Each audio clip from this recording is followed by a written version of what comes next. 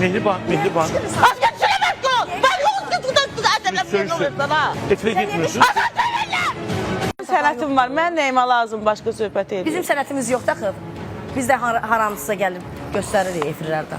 Ay qız ağzını danışığım bil ha. Bir manasını göstərir. Bizim sənətimiz var. Qatqılıyır Mənim yoxsa sənətim bu? yoxdur bəyəm. Yox, Mən demək istəyir benim ki- çıxması kalendarla toya gedən adamam.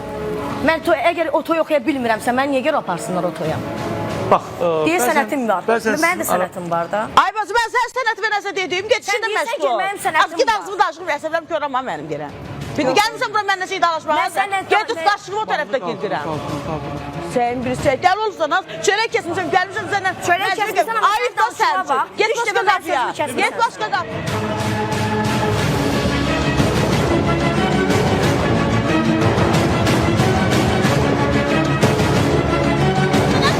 Ağzını da. Az geçiremez ol. Gedə sən işin. Dayanma. Mehriban. Az geçiremez ol. Ben yolun tutuda edemem olur sana. Etine gitmiyorsun. Az